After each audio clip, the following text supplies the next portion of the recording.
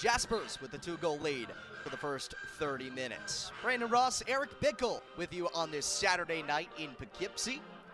And looking at the standings as we end the regular season here, Quinnipiac, you can see that second spot and act like it doesn't exist. The Bobcats announcing today they're withdrawing from the remainder of this season, so take them out and you got Manhattan essentially tied for the top of the conference. If they get this win here tonight, that could be massive, propelling them into first place.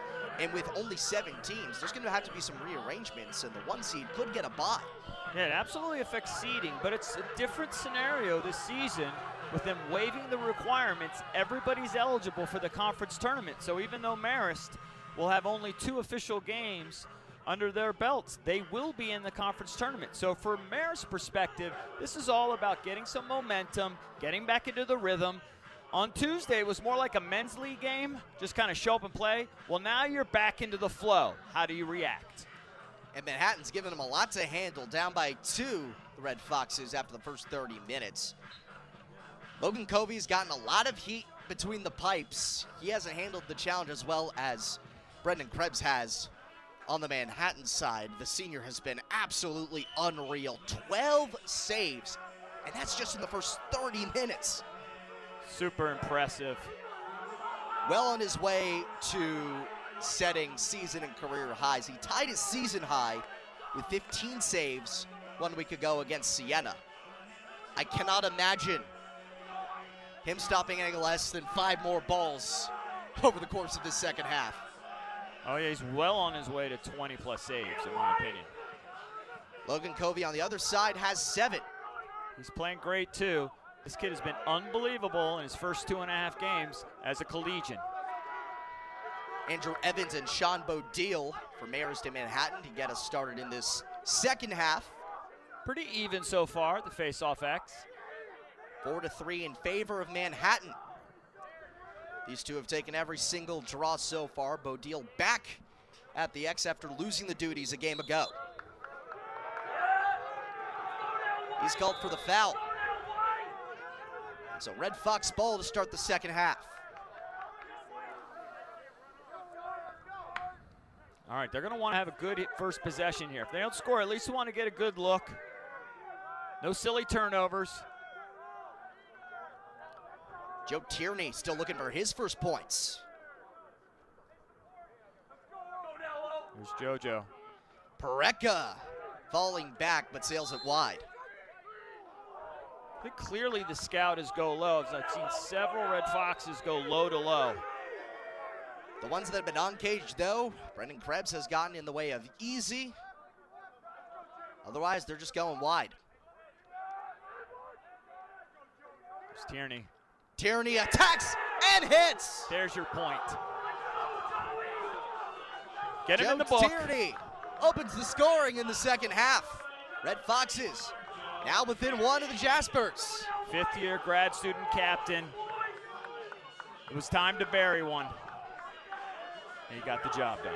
Just number 2 of the season for the preseason MAC Player of the Year out of Bethpage, home to what more people know for the golf course, but certainly a lacrosse hotbed out there on Long Island. Yeah, I'd like to see Mr. Tierney invite me out to play some golf.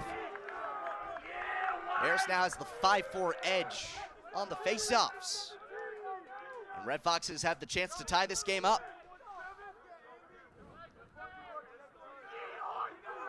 All right, Hunter's going to initiate here. Hunter and Joe drawing the short sticks.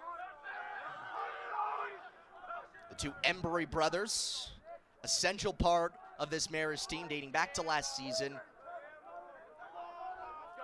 To combine for 5 points back on Tuesday against Quinnipiac. Each with a pair of goals. Jameson with an assist as well. All right. Musso. There's a hat trick, splitting the 5-hole to tie it up. That was quick, 1.5 minutes. 2 goals. That'll work if you're a Red Foxes fan. Heating up like a firecracker. We have a tie ball game here in Poughkeepsie. Took less than 90 seconds. The Red Foxes got it done. Is that 11 goals on the season now for Vito? Coming into this game with 8? 8 plus 3? Last time I checked, new math, that's still 11. We have two very math-challenged men up here in the booth, but we're doing our best to err on the side of caution on ESPN 3. What did you reach in your math education, if you can remember? Very low. Algebra, trig maybe, I don't know. I had great teachers. Wasn't their fault. I did not take the class. I got college credit for Calc 2. That's as high as I can claim. Yeah. I got through a stats class in college. As did I without attending a single lecture. In grad school, where literally a B is like a D, I got a B in stats. I'm sure the graduate schools out there are quite offended. No, grad school's kind of a joke. All you got to do is show up.